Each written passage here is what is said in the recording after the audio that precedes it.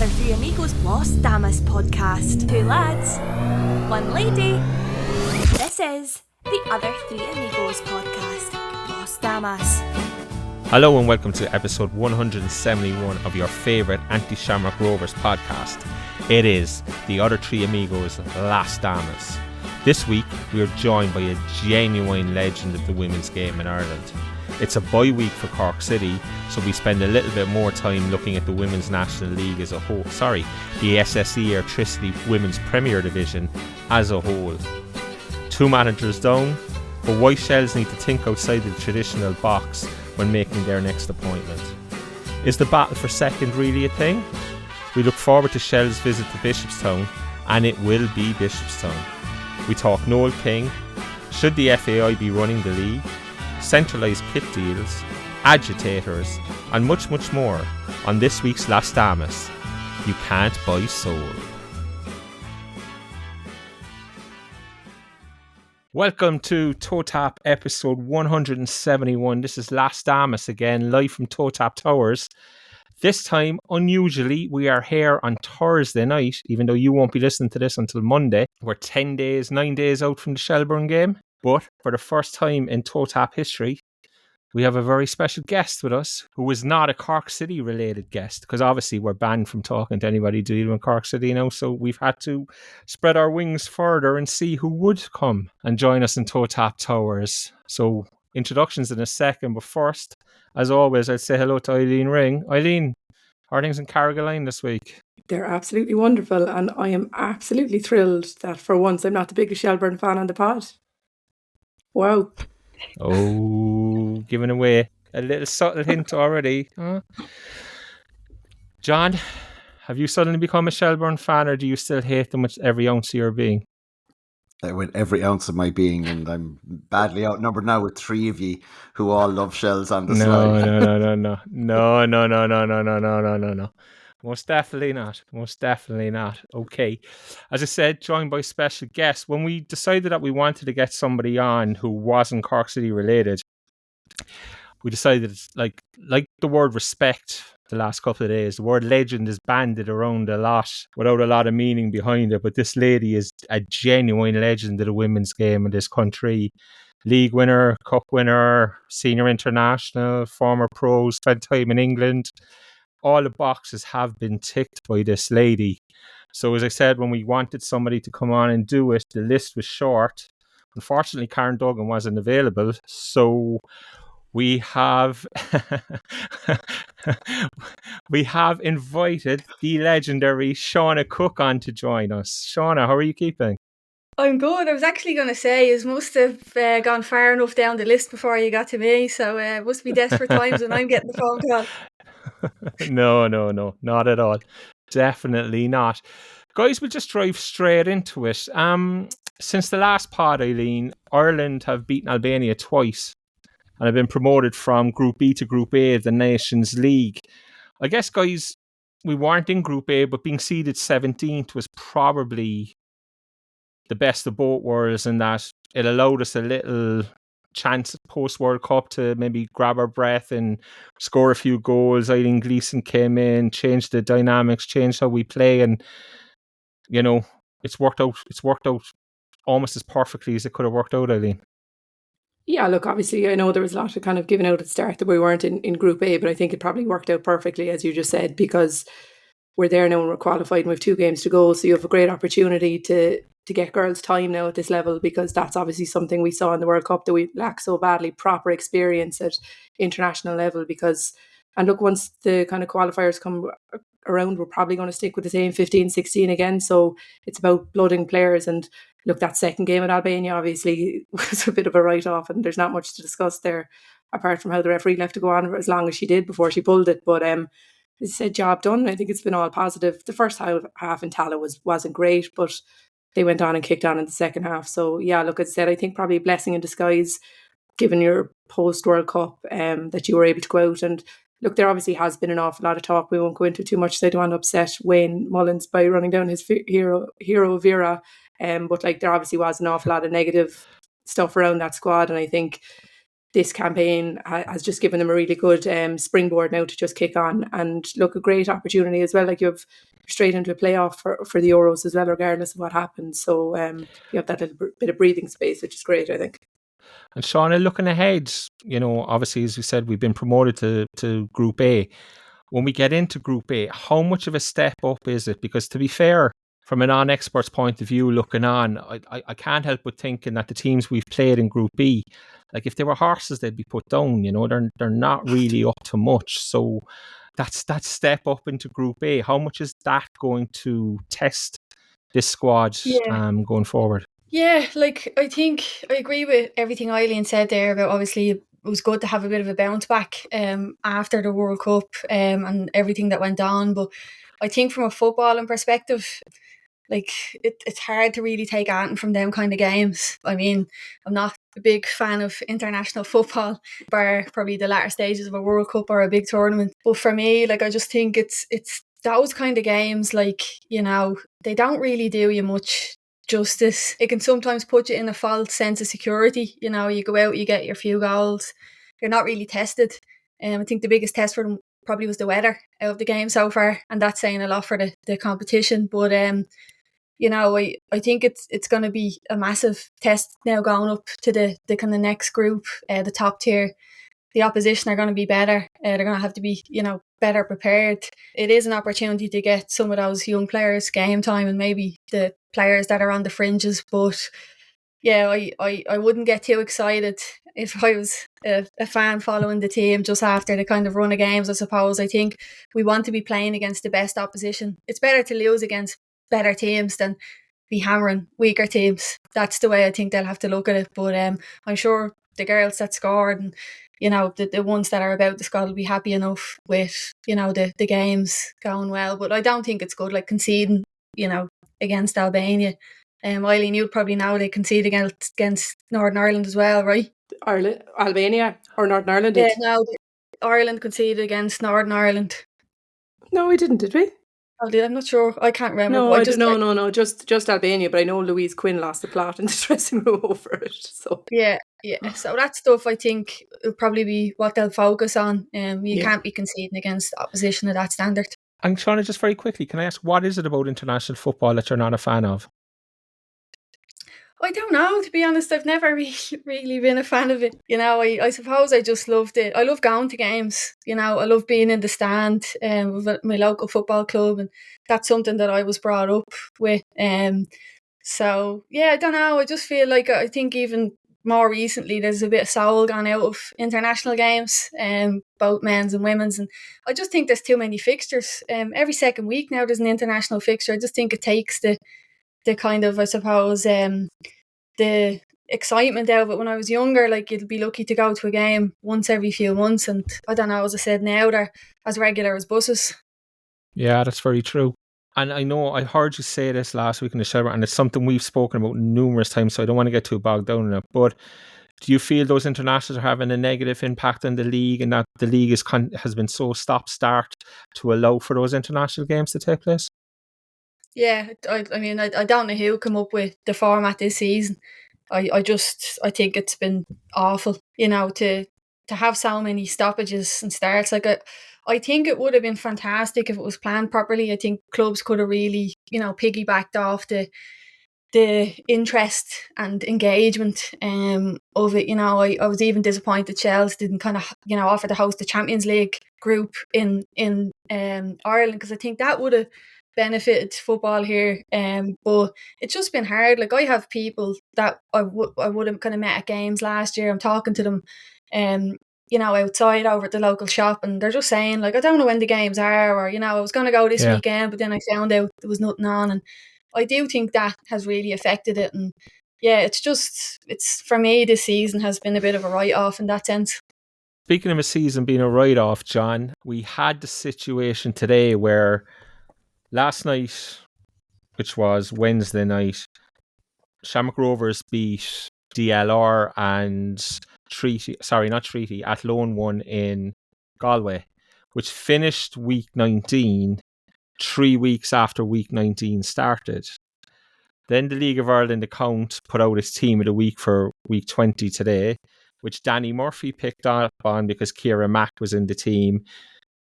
Technically, very technically, the league was correct in its week 20, but we had played our week 20 game in week 19 because the fixtures were flipped with Athlone. And the whole thing just illustrates the point that we've been making and Seana made there about the whole thing's just become an absolute shit show from start to finish with the scheduling and how things are working out. Then the league is doing its thing today. Danny picked them up on it, so they deleted the tweet and retweeted with the 5 fixtures that had results listed second time round, so it was more clear what it was they were talking about. And then Dave O'Brien, in the middle of it all, just buried them, killed them stone dead with one tweet about Ellie, quoting what the league had put up about Ellie following the treaty game, and then she's not in the team of the week. I mean, it's complete and utter nonsense from start to finish, Sean, isn't it? Yeah, it is. No, the Ellie O'Brien thing was funny, all right, because like you said, David, put that tweet up as soon as the team of the week was announced, and we were both we were watching the game. Ellie was the best player on the pitch without question that day, and she's been outstanding for the past couple of months for City. But yeah, then to not have her in the team of the week when everyone who actually watched the game, would have said, yeah, she was the best player on the pitch. I know Mac and Eva Mangan got on, but it's a funny setup. But yeah, look, the point there again is, and I've said this a couple of times, we will hope that Ireland qualify for European Championships and World Cups every 2 years. And we can't have a league that runs like this every 2 years where you're taking a month off and then the fixture. And it's not even the fixtures even with the month off, the fixtures were all over the place besides that anyway, because of all the international breaks. So while we will hope to see, young players getting their chance to play international games and make the senior squads, realistically, there's not going to be enough of them, in my opinion, who are playing in every senior international to justify calling off games or calling off series of games. Let clubs sort it out, between themselves, call off one fixture, play it later in the week or whatever, but calling off whole series of games. And to Shauna's point, people don't know when matches are on at the moment. There's so much chopping and change and there's so much movement. And habit is a massive thing in football. And we all, like for me, when I started going to Cork City games, it was Sundays at the Cross when I started going. But as time goes back, you build your week around what, planning. And, Friday nights in the Cross, it is now for the men's games. It's Saturday afternoons in the Cross most of the time on the women's side. But that's how you plan. That's how football plans plan their week. And habit is massive. So if you're breaking that habit, people fill those voids with something else, be it cinemas or other sports. It's a bit of mess this year, really. But isn't the counterpoint to that, John, or the counterbalance to it is, this year the league was reduced to 20 games, which was 2 series of games. It's always traditionally been 3.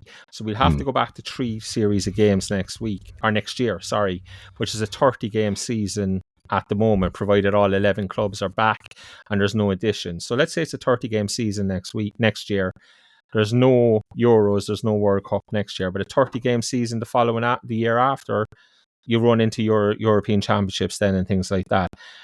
Point I was going to make, is that we had 2 weeks ago, Sligo went to Shelbourne on a Tuesday night, wasn't it, if I remember correctly?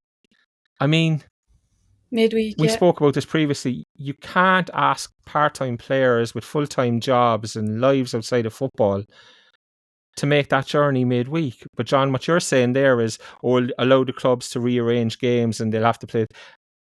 If that happens, inevitably you're going to end up with more situations where, like, you'll have a Sligo going to a Dublin, or Cork City will have to go to Galway or Sligo or Dublin on a Tuesday or Wednesday night, and we'll all just be given out again. Yeah, but at the same time, you're having entire series of games being called off at the moment when not every team is impacted by it. So yeah, look, I get the point about it, dragging teams all over the country, but some of those teams, we know there's a possibility if they get knocked out of cup to have cup weekends, take some of the slack on that, hopefully. But look, a better way has to be worked. That's the main thing, because like I said, we'd be hoping to be in championships every couple of years, and it's been detrimental to the league this year. So a better way forward has to be found. Yeah. Seana, just very quickly on just using that Sligo example, Was there a feeling within Shelburne that it was unfair on Sligo to have to make that journey, midweek? And I know it probably, in terms of the game, worked to Shels' advantage. I know it was a horrible night and maybe the game shouldn't have even been played, but it probably worked into it. The fact that Sligo had made the journey is probably one of the reasons that the game did go ahead and Shelburne win it in the last minute. But, I mean, was there a feeling around the place that maybe it's a game that shouldn't have been played? Or was there a feeling that, look, we do feel bad for Sligo here. It's a bit of a joke, Yeah, I definitely think, I spoke to the lads and some of the players before the game, and, obviously they were saying it is what it is. There's been many times where Shels have had to make those journeys. I remember being, leaving work early to go down to Wexford and, ended up stopping in pubs on the way back just to grab a bit of food and a bit of heat on the journey home. You're not getting back till all hours, but it's difficult. Like, I don't think any team in this league should have to travel midweek. Like, it's different if it's, Dublin teams. If you're Shels and you're going to Bowes, Grant, and with a bit of foresight, I think they can rearrange those fixtures, to say, actually, we can do the Shels and Bowes midweek, but the Sligo Shels now, right, we've got to do that on the weekend.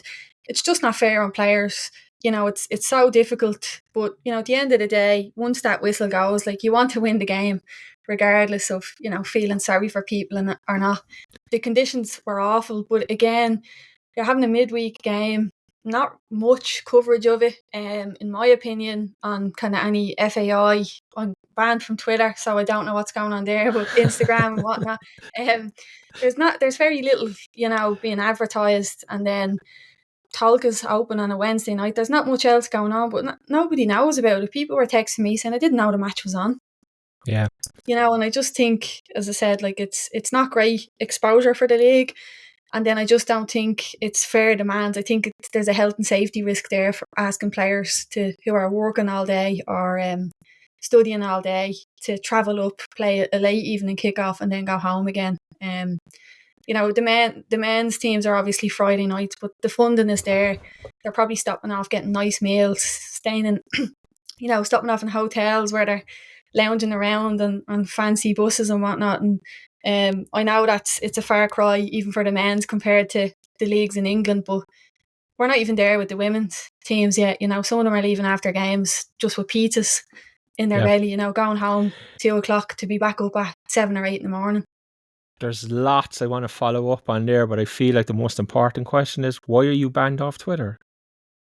I don't know. I got reported last year, and then they said I had to verify by sending they sent an email to an email account I no longer have access to, and then they just said, well, if you don't have access to it, you can't get back in until you can prove your identity. I said I can prove it, just not through that email. So yeah, I've got some friends sometimes send me some screenshots of what's going on Twitter. That's about as much as I can look into what's happening in that world. You're probably better off away from it, to be perfectly honest. Yeah. Yeah. Eileen, just picking up on that, as we said, Shams won last night, Athlone won in Galway. Shams now a point ahead of Shelburne as we head in with 2 games left. Is the whole battle for second, is it a thing, would you think? Or Shelburne just saying, look, we beat you in the cup and we don't really care whether we finish ahead of you or not? I know, look, I'm sure Sean will tell us more, but of course they want to finish above Shamrock Rovers, but ultimately right now their main focus of course will be the cup. But look, as the league account tweeted, the real race is for second place. Who cares about who won the league? Shamrock Rovers are in the race for second place. That's all that matters now. But no, look, of course there's a rivalry between the teams, given what happened in the off season, given the players moving. You do, of course, you want to finish above them. Obviously, I think knocking, again, I'm sure Sean will confirm, but I think knocking Shamrock Rovers out in the cup semi-final, especially given how the league game had went the week before, would have been particularly sweet for everyone involved in Shelburne, But look, I suppose for Shelburne, they're going to want to be going into a cup final on a good run. And I think I've said here before, and look, I know you probably agree, Shauna, because I listened to your commentary and I think you're probably harder on Shelburne than anyone else, but you play awful football considering the footballers you have. They can be a tough watch, and there's no need for a side that has the players that you have to be as tough a watch as you are at times. But I suppose for Shelburne, they're just going to want to get their tails up now and kind of push on so that you're going into that cup final, because I think Athlone are a really well coached side. Their tails are up. They're doing quite well. But again, they go to Tala last game of the season. So look, I don't think either side has an easy run in either. But yeah, I suppose it'll be interesting. But I don't think Shelburne would be willing to lie down to leave Shamrock Rovers finish second anyway, to be honest. Yeah, no, I suppose just to echo what Eileen says there, I think that the girls will. There's obviously a bit of spice in it, with everything that's gone on. So look, the league will probably try and push as much as they can, that kind of drama, and there'll be some hope, I think, within the FAI that Rovers do place somewhere high that they can celebrate it, no doubt. But I do think from my perspective as a player in this league, you're either first or last, because you want to win for the Champions League, especially for players that are used to winning. Medals are great, but at the end of the day, they collect dust. And they don't really matter. Nobody remembers second place, let's be honest. If I was to say who finished second place 3 years ago, you'd probably have to go and look for it on Google. If you win the league, you get Champions League, great. If you finish second, third, for anywhere else, you don't get anything. So at the end of the day, as a player, I think the Shels girls in the back of their mind will probably think we didn't win the league, so who really cares where we finish at this stage? We're in a cup final, we get our day in Tala on television, that they'll be happy enough about that, but they'll still be disappointed in not winning the league, just knowing the calibre of play. And I agree with Eileen. I mean, they've been so frustrating to watch, but I do think that they'll be happy enough. Like, there's been some kind of, I suppose, silver lining in getting to the cup final, knocking the pros out. Can I ask you, Seana, because obviously we're in Cork, we're a little bit removed from the whole situation. What's the relationship like between the two clubs, say on the women's side, or is there any kind of a relationship between the two clubs at the moment? Not that I know of. I mean, I'm sure some of the players have a friendship. It's a different beast now than it was a couple of years ago. I mean, I'd much prefer just to play a match against someone, have a good battle, shake hands and leave it at that. But I mean, there's all kind of friendships through social media and whatnot now that you could see going on. But I mean, I don't think there's any love lost between the clubs themselves, just about how things are handled. Like, I don't think Collie does himself any favours with some of the things he says. I think at one stage he said he was the most hated man, or every club was hated him or whatnot. Anybody I've spoken to in clubs, I don't think has mentioned Collie O'Neill once. So it's obviously a bigger deal in his head than I think anyone else's. Seeing as you brought him up, because this is something we've discussed and I've been very clear on it. I think their season's been an abysmal failure, Shamrock Rovers, with the way they came into the league and everything else and all the noise and what they said. I mean, I don't, like you said it, you're either first or you're last. And when they're not first, I think it's an abysmal failure. Some people here don't necessarily agree with me, and that's okay too. But their season's a failure, and Collie O'Neill's season's a failure in my book. And like, does he survive the off-season? I mean, can he survive the off-season? Or am I completely overreacting to what maybe not any kind of a situation at all? I mean, I think they'll give him another year, just because, to be honest, I think it's slim pickings with quality and coaching and managers out there. Obviously, I think everybody within football knows that Rovers have a few financial issues behind the scenes. So I don't think they could be in a kind of, they're in a situation where they can, I think, make too many decisions right now. But yeah, I think they definitely overpromised and underdelivered. I think some of the games I've watched, I was very disappointed. Like the Wexford the other week, I mean, he talks about teaching them fluid football. I didn't see an ounce of that. The game against Shels, the semi-final, I mean, basics weren't even met at times in that game. And you can't buy soul. I keep saying it. I think that's something that's generated over years through characters, good characters in the dressing room. It doesn't just come with players having talent or ability. And it's going to take them a few years, no doubt, if they keep funding it, and sticking with it. I mean, obviously, there's the jury's out on that, considering the past experience they had where they got fed up because they weren't winning things and left. So, we'll see how they go.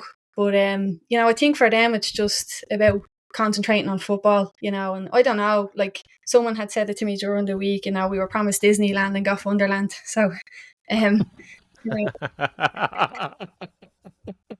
think I think it's going to be I suppose an interesting season coming up, but it'll be one that should be filled with a lot of pressure for Collie and the players, considering everything that was promised this season. But like, they have the quality there, so no doubt they can step up to it, or should step up to it.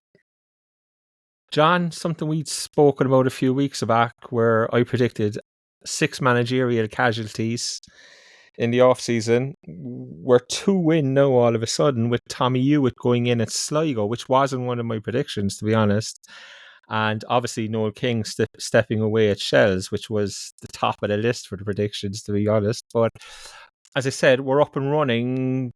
Do you think maybe 2 or 3 weeks into the off-season that the dominoes are going to start to fall? I mean, I'm going to ask Sean in a minute who she sees as maybe favoured for the Shelbourne job. We know who we see as favoured for the Shelbourne job.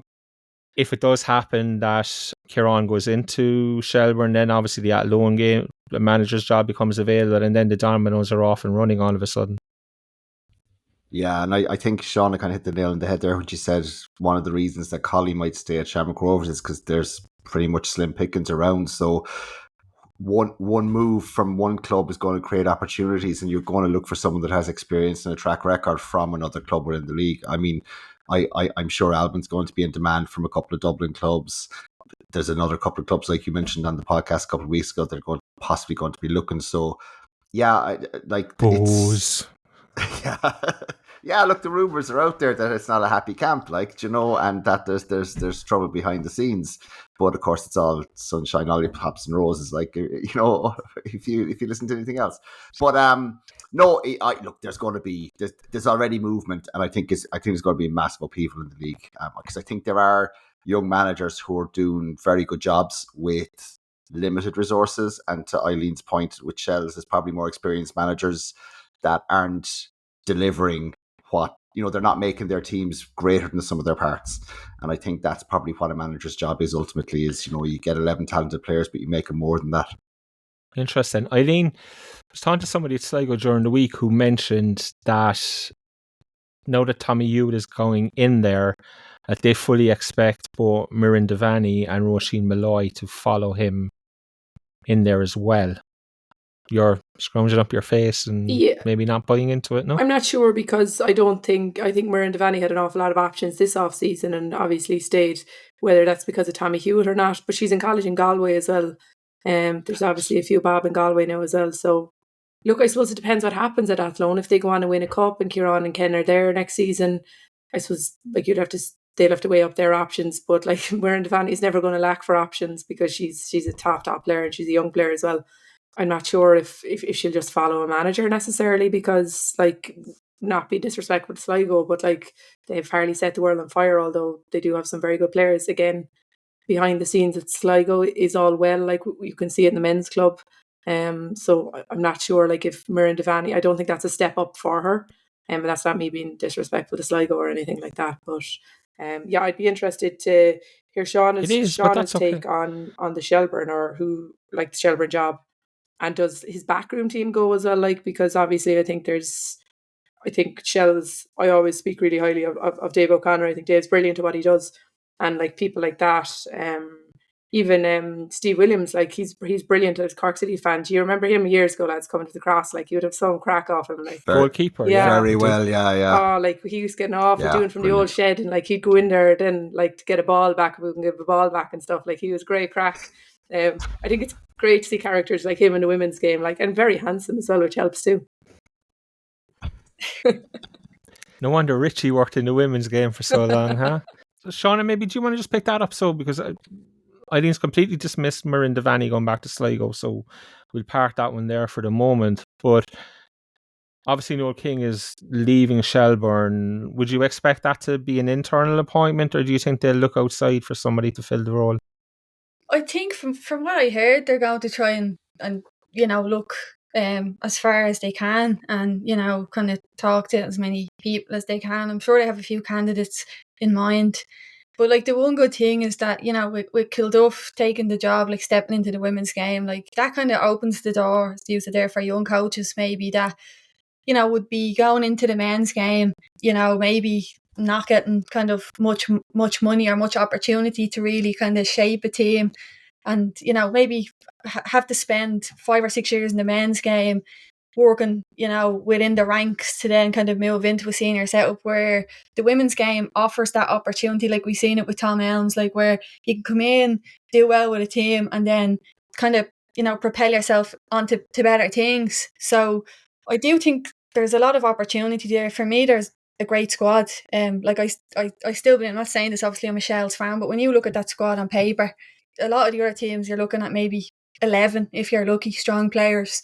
Shels, you know, they're probably tipping 14, 15 strong players within the squad. And then you look at the younger girls as well that maybe could have got more game time this year. And that's one hell of a squad. So if I was a coach within the game, I'd be saying, geez, I'd love to throw me hat in the ring for that, because the squad that's there, the opportunity, I would like to see them maybe like doing something a little bit unconventional, step off the kind of WNL merry-go-round and maybe, you know, try to expand. Like there's good coaches up north as well, could potentially find the role attractive. So I don't think they need to rush into a decision. I just think, yeah, like within the WNL, if you're looking at other teams, like I know Albion's done well, but like I'm thinking about like stepping up to the pressure of Shelbourne. There's expectation that you win every week and you win well and you play well. You know, the fans are constantly on the back of whoever's in there, and you know, it's kind of, does he have the experience and the personality to be able to do that? I don't know. I don't know enough about him. He's done well with Treaty, but would I kind of be confident that he could go into Shels and do the job? I'm not sure, you know. So I do think they probably just have to really think about it. Like Noel obviously come in and change things from Dave Bell and injected, I think, a bit of motivation into the girls, and you know, they played well. Like I mean, with the players they had then, Ciara Grant, Chloe Mustaki, Jamie Finn, I mean, you couldn't play badly with players like that in your team. Saoirse Noonan, but you know, it's just wore itself thin, and it's time now for a change, and it's important Shels do it now. So I think it's the right time. For me, it probably could have come a little bit sooner with just how the team were performing, and I think everybody could sense the morale even at the start of the season. So I'm glad there's going to be change, but it's just a pity that it couldn't have been done earlier. Okay, that answers my question without even asking it, because I was going to ask it. That I've heard the first game of the season where you guys beat us 6-0, you were on the co-commentary that day, and I remember saying to Eileen, Sean is not a fan of Noel King. It's, even though they're 6-0 up, it's pretty obvious here that she's just not having Noel King at the moment anyway. Yeah, like, look, you know, I have a long history with Noel. Obviously, he was very good to me when I was younger and giving me opportunities, and you know, I'll always kind of respect him for that. But you know, I do just kind of feel that at times there's been a lack of, I suppose, I'm not going to say a lack of professionalism, because obviously he's got to where he's got from, you know, being a professional or somewhat of a professional. But I just kind of maybe question that time the approach, and if the team was prepared enough for games, and like, you know, like going out and playing against Cork, first game of the season, 6-0, like it looks great on paper, 6 goals, brilliant. Rebecca Devereux, I think, scored in the game, which got all the headlines, and you're thinking brilliant. But, you know, I'm looking at that and I'm looking at players struggling with basics, you know, not being able to string passes together, the team looking a little bit not as fit maybe as they should be at the start of the year. Like Jessie Stapleton, who we know is leaving come a couple of months, you know, the team constantly depending on her game in, game out. And I just kind of felt that, you know, that game, if I left Talca Park that day thinking, like, I actually said Peamount were going to win the league before the season, and I actually tipped Shamrock Rovers to win the cup. And it was after that game, because I just remember watching Shels thinking these are going to get turned over. And it's not for lack of talent or ability in the team, it's just because I just didn't feel like they were being set up well. And you get away with it, you know, no offence to Cork, they've had a couple of you know, struggling years. You get away with it against Cork. We've seen them against the likes of Treaty and that as well, getting away with it. But when you come up against a better team, you don't. And that's how the season went. You know, after that game, I think it was just a false sense of security. Not to labour the point, and very quickly, Kieran Kilduff is obviously the name that's probably going to be linked with the Shelburne job. Himself and Ken Kieran have a lot of Shelburne connections. I get the feeling from you that you might think it's still a little early for those guys to step in and take on that Shelburne role. Well, look, Ken's a good friend of mine. I think he's an excellent coach. The level of work he puts in is brilliant. I'd love to see him back at Shels. I would have loved to see him involved the season gone as a coach. I think he's got a lot to offer. But obviously, Kilduff's gone in there to Athlone, and we have to remember, they did win a cup with Tommy earlier in the season, and in fairness to Tommy, where we got them to last season, I don't think anybody was expecting that, and even the players like that. I was talking to someone earlier saying it can't be just chance that all these players progressed in one season while Tommy was there. They must all visit Crowpatrick or done a pilgrimage or something at the same time, because you have Emily Corby, who's performing, Jess Hennessy, who previous clubs and managers were playing her as a striker. You have the likes of Niamh Coombs, Laurie Ryan Warren, all these players all of a sudden turn up and are producing performances. And I do think Tommy done a good job there. Kilduff came in, and obviously I think morale had dipped a little bit. Did some new players, and when that comes in as well, it's like chess. You're trying to figure out how you can make all the pieces fit together to play well. And there's no pressure on Kieran there. In terms it was just about steadying the ship. He's obviously got them to a cup final, which is excellent. But yeah, I think he's got to go and win something before he's really going to get the respect in the league. They're doing a great job, no doubt. With a lot of time, obviously, for Ken. I think he's a brilliant coach. But would I like to see them at Shels? Yeah, of course I would. Now the Ken, has obviously got links to the club, but again, have they won enough right now? People out there probably say, "Oh, I don't know."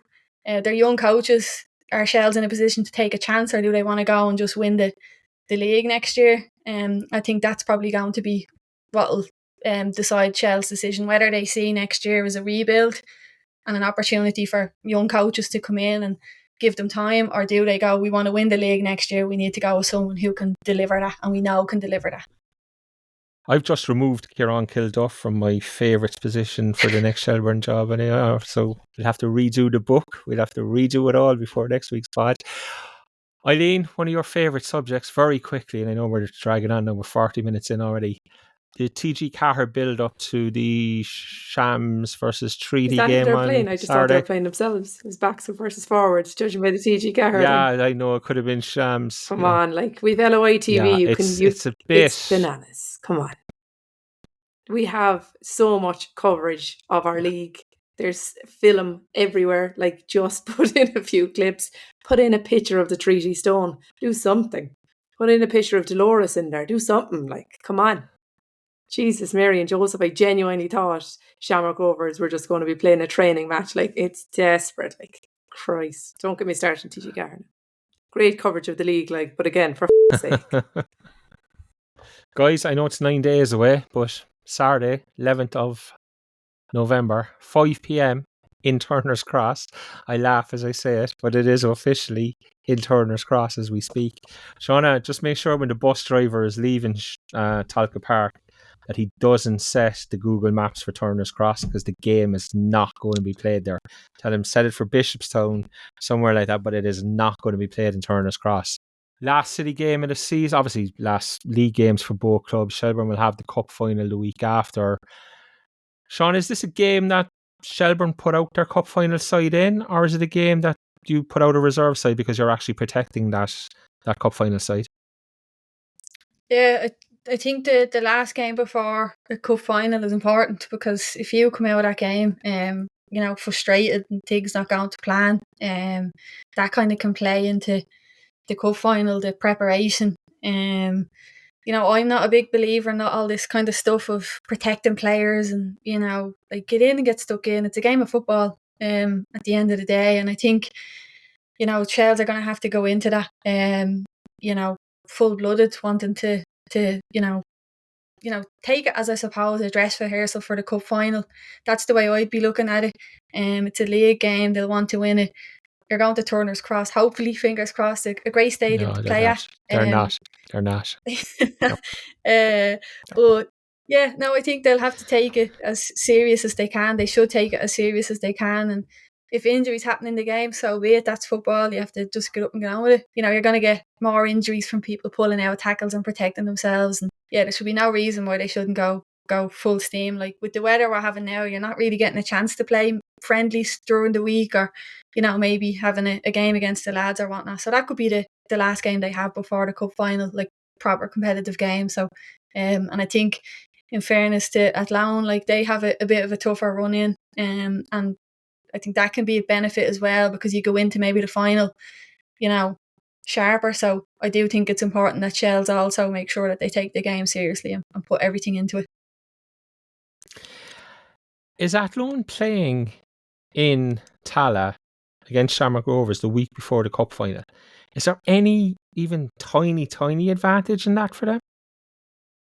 Yeah, I think so. Like, you know, again, it's dress rehearsal. If I was, you know, Kilduff and Ken, I'd be trying to mimic, you know, the feelings beforehand, you know, as much as you can, to kind of get the girls ready for, like, some of them will know last season, but, you know, you turn up the talent on an average day in the league, you know, you might have like a good couple of fans around, but the atmosphere of a cup final, your family there, the text messages, I'd be trying to recreate that beforehand. You know, the feeling in the dressing room.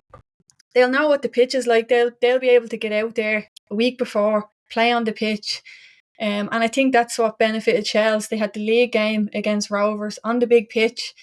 You know, they obviously weren't prepared to play on that big pitch. They got turned over for it, but they had a week then to prepare. This is how we're going to play on this bigger pitch. And I think Athlone are going to have that the week before as well, knowing what the surface is like with a bit of rain on it, you know, potentially not in the best nick. So yeah, I think they can use it to their advantage as well, but I think they'll also have to go into that game full-blooded as well. Well, obviously if Athlone want to replicate things, Eileen, and want to replicate the cup final day, maybe they could arrange with Shamrock Rovers that if they win the league game, Rovers will give them a guard of honour off the pitch, cheer, roar, you know, maybe present them with a trophy and whatever else it is that they do up there to make themselves feel better about themselves. Eileen, it's a massive game for us, and just in terms of it's the last game of the season, and it's a segue into what is going to be a massive off-season for the club. Last game at the club for a number of players, in your opinion? Yeah, last game for players, and I suppose you talk about managerial change. Like, is Danny Murphy going to stay in that job if there's not going to be investment? I don't know. I'd say, like, I'm merely speculating. I think it's really difficult. Again, I hope these are conversations that have been had, and that he's been told, yeah, look, we're going to be able to offer players expenses, go out and get a few players in Cork. But I don't know if that has happened. And look, Danny's somebody who's trying to make a career in football, and I think it's going to be really hard. Let's look, at the end of the day, I met Dermot. I'm sure he obviously asked me to meet him after he said he doesn't care about the women's side and give him time. And he's had time now. And look, I guess there's an awful lot going on the men's side of the club as well. But like, you've bought a football club. You didn't buy a men's senior team. You bought a club. And like, if you're looking at football black and white, and I had this conversation with someone in work the other day who was asking me about the women's side, and he was like, they're terrible, are they? And I was like, yeah, if you're looking at black and white, like, results, it's been terrible. Like, it's been absolutely atrocious. Like, but I watch them every week, and they are improving every week, and you could see what Danny and James and Josh they're trying to implement, and there's an awful lot of positives. But like, again, there's going to be clubs coming in. There is clubs coming in for our top players. Like, I mean, I know there is. I know that, and that's not just clubs here. That's clubs abroad. Have been in contact with some of our players. So like, it's just so hard. Like, it's a massive game for us because, like, first of all, Shelbourne are the only team we've never got a result against Shelbourne, which is slightly soul destroying. Of all the teams in the league, we've never got any kind of result against them. So I think that should be kind of used as a bit of a carrot for the girls. But like, yeah, I suppose it's just, I hope to God we're not having this kind of conversation again this time next year where we're sending young players out like lambs to the slaughter while everyone else is invested. You're shaking your head because you think that's exactly what's going to happen, which fills me with dread because you're very in the know. But yeah, look, if it is the last games for a couple of girls, I didn't speak to any players, but they are very hopeful that the game is going to be in Turner's Cross because they're not big fans of Bishopstown, is my understanding. But maybe it'll go to Mayfield instead, who knows? Yeah, look, that's the Turner's Cross issue is obviously the pitch was destroyed post game against Shams on Monday. It's rained since. The Waterford Cove game is on there on Saturday evening. Then the weather is bad again next week. But the biggest issue is the under 21 international between Ireland and Italy. Ireland and Italy is scheduled for 2 weeks' time, which is the weekend of the 18th. Like, the MFA are just not allowing a women's game to take place there. And like it's unfortunate and it's thing, but that's just like I just don't see any other way. There's also like, if Cove beat Waterford, there is a possibility that the Cove Cork City game in the men's playoff final takes place on the 10th, which is the night before, obviously, this game is due to take place. So I just can't see it. Like, I don't see how. It's not like, But I mean, look, it is a good opportunity for all City fans to head to Bishopstown and allow themselves to wish Noel King all the best in his future endeavours. Ask him for his tracksuit back when he leaves. No, look, I think for City fans, look, hopefully, wherever the game is on, that as City fans, our tails will be up. We'll have finally had a bit of positivity on the Friday night and managed to keep our Premier Division status alive. And it's a great opportunity to get out and look. We've spoke about Bishopstown before. If the game is on there, like, there's a really different feel to a game there. I know the players aren't a big fan of it, but like, it's so open, like, and the players are unfalteringly generous with their time afterwards. The Shelburne players will be as well. For me, Noel Murray is worth the entrance fee to any ground in this league. Like, she's just worth to go out and watch. Like, she's a pleasure to watch. Unfortunately, against Cork City, she always had a field day. But look, as I said, I think for City fans, it's important to get out and support this team as well, because they've had a tough season. Like, just call a spade a spade. It's been a really, really rough season. But at times we've had really good crowds, and I think it's the last game, and it's going to be the last game men's wise as well for a couple of months, and we could just go back to football. It's going to be a TV show for us all for the next few months. So it's kind of a weekend, I think, to just get out wherever the game is on and get out and give that support to Danny and to all the players, because it's been a long old road, and I think they do deserve the support, because I said, they're doing it out of their love for the game and nothing else. They ain't getting a penny, so just get out and give them the support, because they're doing it for pride in that crest that they wear. Like, and what an honour that is to be able to wear the Cork City crest and to have people that it just means something to, because they're doing it for the love of it and not for anything else. Seana, as an outsider, but somebody who's obviously played the game at the highest level, you were on the Shelburne Board of Management for a period of time. You have a keen business, intellect and background and things like that as well. As an outsider looking in, what do you think needs to happen in Cork City over the off season that will allow us to put out some form of a competitive side next year? Yeah, like, for me, it's I talk about this all the time, and that, like, for me, the best players we have in Irish football have come from Cork, and my favourites, Roy Keane and Denise O'Sullivan. Like, I have a list as long as my arm in terms of the players that have come from Cork, and I just don't understand what's happening, in the quality that's coming out. I was at the game in Chicor when they played Terranure in the FAI Cup, and I'm watching young Fianna Bradley, and I'm like, this could be the next Denise O'Sullivan, the way she plays, she's brilliant, and as Eileen said, like, to get to be able to watch a player like that, follow her journey, to be able to be sitting there, like, I'm sure there's people now that are saying, I watched Denise O'Sullivan in Bishopstown all those years ago, so I think that it's, for me, it's crazy. Like, from a Cork perspective, like, as a like a selling point, there's real opportunity there. It's a beautiful city, it's a great club. Yeah, there's obviously some issues with the financial side of things. I do think there needs to be investment, because players aren't going to go down and play for nothing.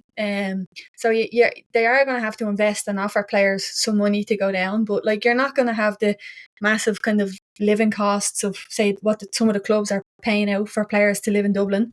As I said, it's a great city. There's a lot going on down there. I'm a secret lover of Cork. I try and spend as much time down there when I'm not working. I think it has a lot to offer for players wise. Improved money to get good players in, and then facilities. Players want to have access to the best facilities. Give Danny and the lads the opportunity to work with, you know, a good squad. Like, I do think Shels probably have to cut back on the number of players they're flying over and give an opportunity to from abroad, but I do think other clubs can utilise that. You know, after Heather O'Reilly coming over and scoring a header for Shels. You know, I do think that's benefited the league, and now we're having players going, well, if Heather O'Reilly played over there's an opportunity. And I think Cork could maybe look at using that to, you know, bulk out the squad a little bit and bring in a little bit more, you know, to the ranks. But like, yeah, like as Eileen said there, like it's about investment at the end of the day. And you know, people sometimes think, oh look, we've given them a fancy bus to go to Dublin, they should be happy with that, or you know, they're getting to play at Turner's Cross. But the investment has to happen behind the scenes. It has to happen that the girls are training at great facilities, like the men. They're getting the same opportunities. They're not having to wonder if they're playing in Turner's Cross or Bishopstown, because the men don't have to do it. You know, once that kind of starts to happen, you'll get players then looking and going, like, I don't need to be in Dublin, I can go down and play for Cork. And I do think they need to sell it a bit more in terms of the quality they've produced. Denise O'Sullivan, Claire Shine, Saoirse Noonan. You know, we could go on and talk about the players that Cork City have given to the women's game, but they need to sell that more. Just to take the league as a whole, what do you like? Obviously, the league has improved. It is improving. But there's still an awful lot of frustration around. I mean, we take the league apart week in, week out. I've heard you do the same thing on the Shelburne podcast. You know, if you were sitting in those league meetings, if you were sitting down with Mark Scanlon, what is it you would be saying as priorities we need to do to get this league up a level, 2 levels, 3 levels? For me, I think the whole approach last year with just going pro or whatever it is they want to call it, for the sake of publicity, was a sham. I don't think clubs were prepared. I think you have to support clubs, meet them where they are, help them move forward. It has to be sustainable, and like, we need a competitive league. Like, nobody wants to go down and watch 6-0 games or 7-0 games. No players want to play in them games. They're not. You don't come out with a 6-0 game unless you score 6 goals or you're a very selfish player and think that was brilliant. You know, you come out of those games thinking, oh, I want to be playing in the Neill games where it's 1-0, 2-0, and we need more of those games. We need that. The competition is going to be what kind of turns the heads of the people that are sitting on the fence, are thinking, oh, you know, I'm not watching women's football.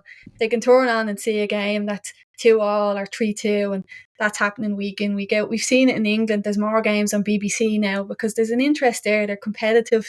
People want to watch them. So I think the FAI need to meet the teams where they are. I've had conversations with people outside of football, politicians, for example, of, you know, potentially like asking for the government to step in. I would like for the FAI not to own the league, maybe to be a stakeholder in the league, but not the main kind of, you know, stakeholder, not to control it.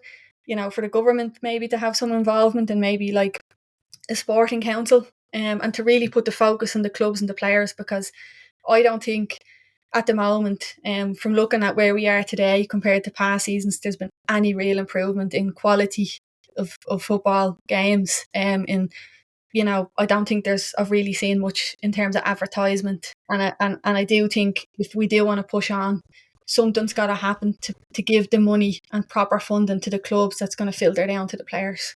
And I don't think, in my honest opinion, the FAI are the best association to be the main stakeholder in doing that. At last, somebody has said it. Somebody agrees with me. Get rid of the FAI. Take the leagues out of the hands of the FAI. The only problem is, when the clubs ran the leagues before the FAI, they also made the disaster up. But as Seana has said there, a new organisation with government involvement, Sport Council of Ireland involvement, you know, there's definitely options there to allow us to do it. John, very quickly, things like centralised kit deals and almost those Americanisms that you see, I have a feeling that, especially I can't call it the Women's National League anymore because it's the SSE, Electricity Women's Premier Division, as the FAI constantly remind me, but I have a feeling that things like a centralised kit deal and things like that could actually work if done correctly and the women's clubs on their own don't generate enough, say, jersey sales or any of those kind of things. But as a conglomerate of 11 or 12 clubs, however it may end up, with a centralised kit deal, with one supplier, things like that do have potential to work and generate income for the clubs and the FAI and the league as a whole. Yeah, no, absolutely. And I think the MLS in the States is a good kind of example to use for that. They have their centralized kit deal, but again, it's the bargaining power of the collective of the clubs. But the things that are so we're losing players to, occasionally younger players, to American colleges. Some of those are very good colleges. Some of them are our girls are going over to colleges that aren't that great. They're playing at a level that isn't any better than here. It's more, I don't know if it's what's been sold to them is like, to go back to the Disneyland and then turns into Funderland when you get there.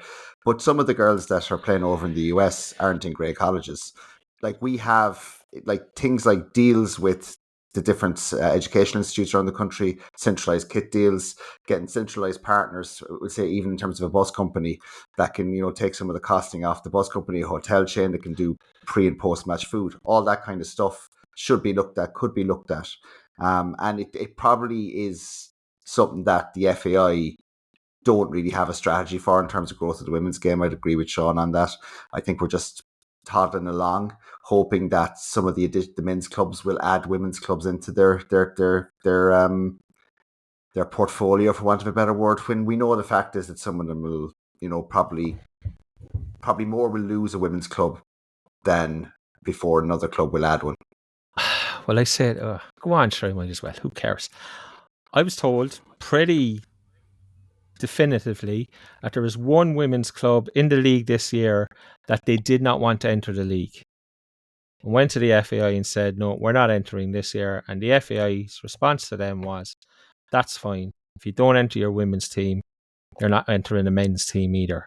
And therefore, both teams are in the league this year. But that's the only reason that they are in the league. John makes a point there, Eileen, about educational institutions, hotels, bus companies, all this stuff, lack of strategy. When he says things like that, I just go straight away, yes, of course, brilliant. But the FAI don't talk to people like John O'Sullivan. They once described him as an agitator. A former CEO described him as an agitator. They don't talk to people like Shauna. They don't talk to people like Eileen Ring. They talk to old men in corridors who haven't kicked the ball in 50 years, who know nothing about the women's game, who don't want anything to do with the women's game. Is it ever going to change?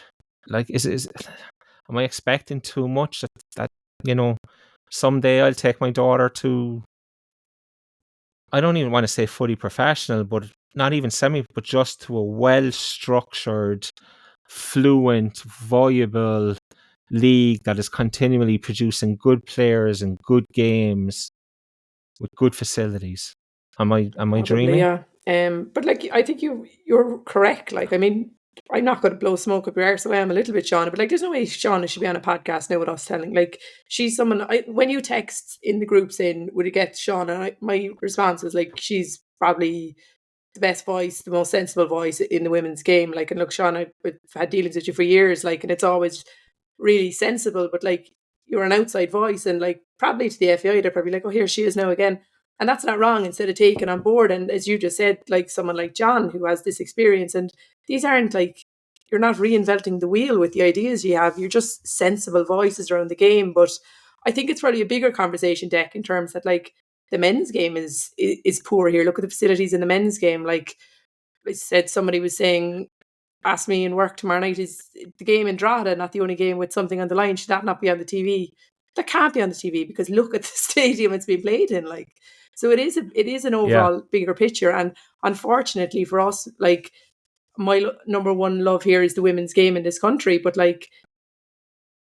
the men's game in this country is terrible, and the women's game is naturally always going to fall behind that, because the men's game does generate more money, and that's what it's going to be looked at.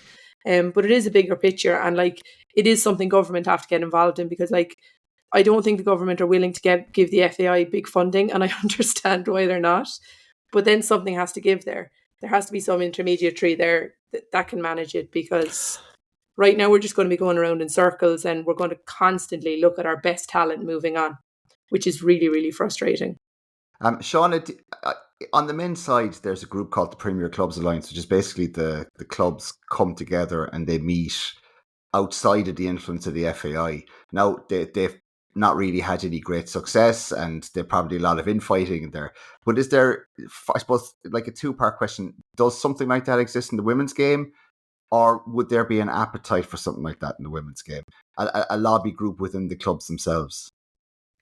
So, not that I know of. I know there was something kind of created, or there was talk of something in the past, and I think the ghosts in the FAI got wind of it and shut it down pretty quickly. And I do think clubs try and talk. One of the most unhealthy things, I think, in Irish football is there's kind of like, obviously you don't want to see another team succeed, right? That's in sport. You're not going to stand there and go, I'm delighted I'm losing and you're winning. But there is an element of it where you've got to come together, and put stuff aside. Now, I don't believe in committees. I've been asked countless times about, would you not join a committee? No, I don't want to join a committee and sit on a Zoom call and talk to people and get nothing done and meet twice a year. Better things to be doing. I don't think the committee approach works in Ireland. I think we have to bring in some different approaches to try and generate ideas and put them in place. I think what clubs need is like I think football people are great, right? And we need football people on the grass and in stadiums every week. But when it comes to certain, bringing people together, I think these people have to be business minded, and they have to be able to put the passion and the dislike, whether you're Shels against Bows or Bows against Rose, aside. Put that aside and sit in a room for the sake of the business of football and talk and say, right, for the business of football, this is what we have to collectively do to move forward. Like, I just think an awful lot of times the people going into those meetings, they're built on passion and emotion, and they're going in with their own agenda, and they want to do well, but they don't want to see the other club do well, and it causes a kind of a politics in itself. And I think the FAI kind of feed off that. They can easily say, look, if you lot don't have your shit together, we're not going to deal with you. So I do think they have to try, and maybe clubs need to put business focused people, in those positions, and leave the football people to do the other stuff. Not to sound like it's an anti-Shamrock Rovers podcast on a continual basis, but it probably is. But did the FAI not show exactly last year when, as Sean has already referenced, one club came back into the league from the wilderness, demanded X, Y, and Z, and the wishes and thoughts and everything else of the other 10 clubs were completely ignored and cast aside for the benefit of one club. And that's why we're now in a semi-professional league with a big wage inflation. That, look, there's no guarantee Shamrock Rovers are going to still be in the SSE Electricity Women's Premier Division in 3 years' time, because we just don't know what's going to happen. And they have history for walking away previously. Yet everything was done and changed and twisted round to suit them and what their definition of women's football in this country should be. So the idea that everybody can sit in a room and get along is, to me, it's a long way off, simply because the wishes of 10 clubs were basically cast aside last year in favour of the wishes of one club. No, I don't know if that's not very fair, but it's just how I see it.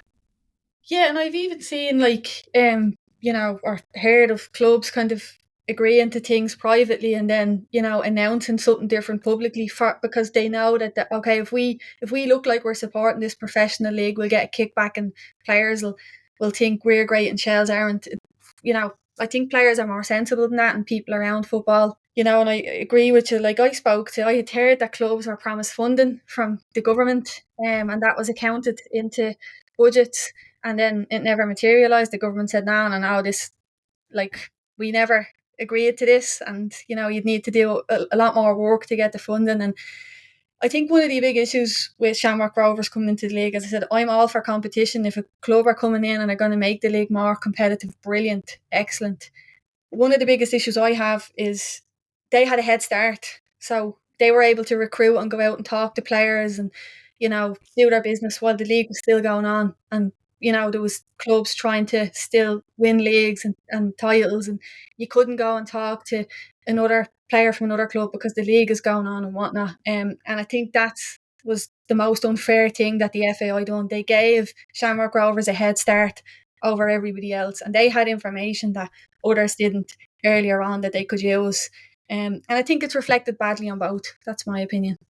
There is the other side of it as well, though, that you brought Shamrock Rovers into a 10-team league.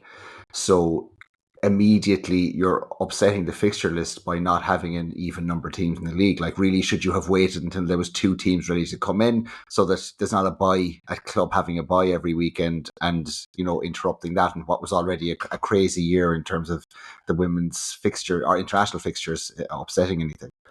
Yeah, look, any reason to keep them out is a good reason. Let's be fair. Just finally, and something that was said earlier, I just want to make the point. I think it was Eileen said about FAI and capital grants and all this kind of stuff.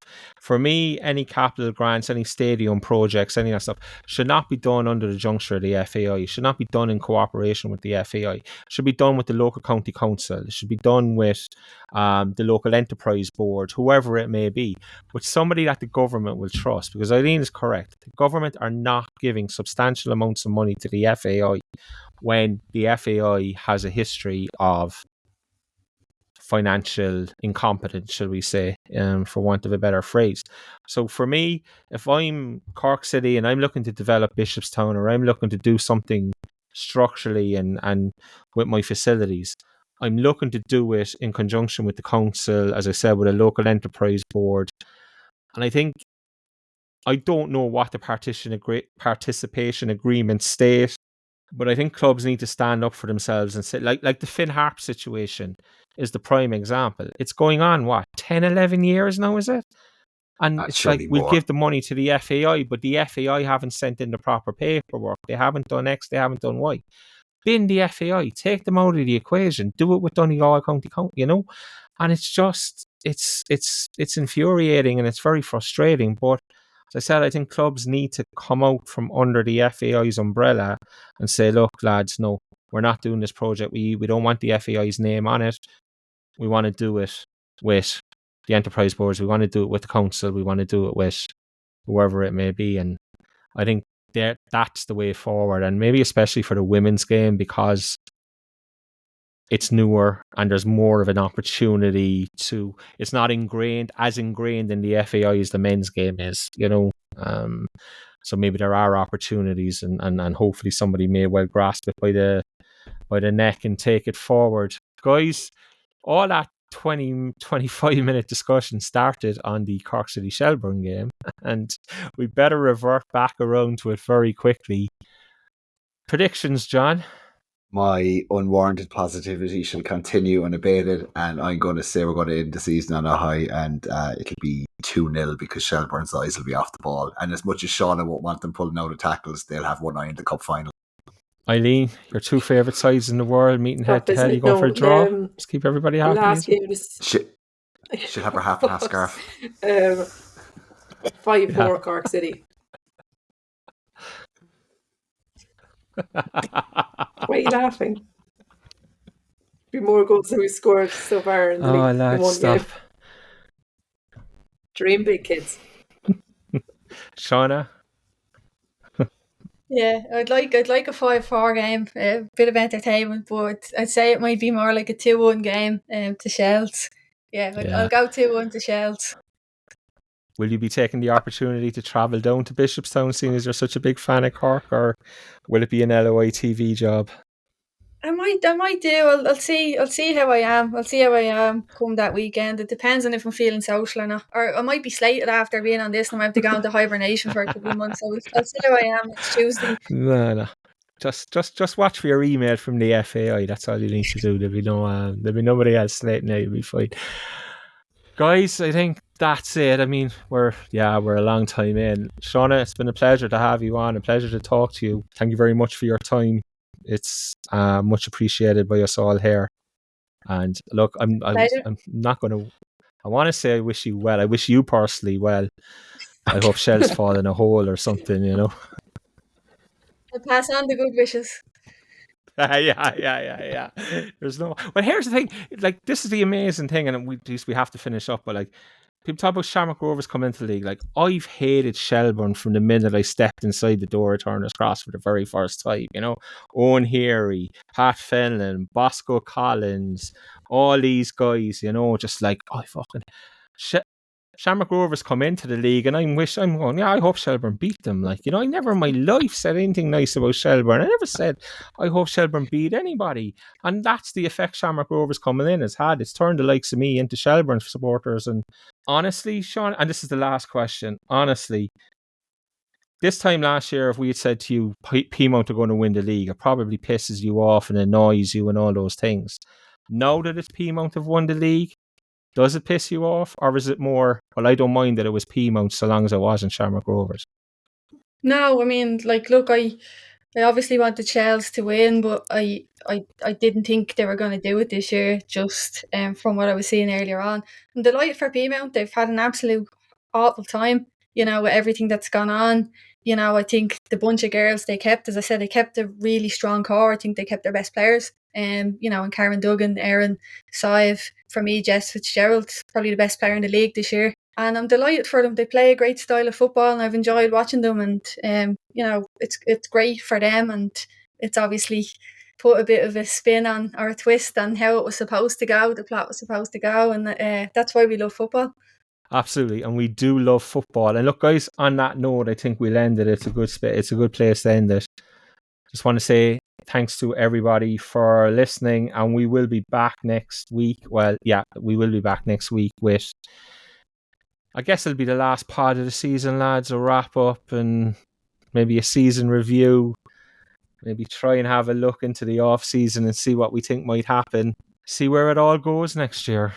Guys, thanks a million for listening. Adios.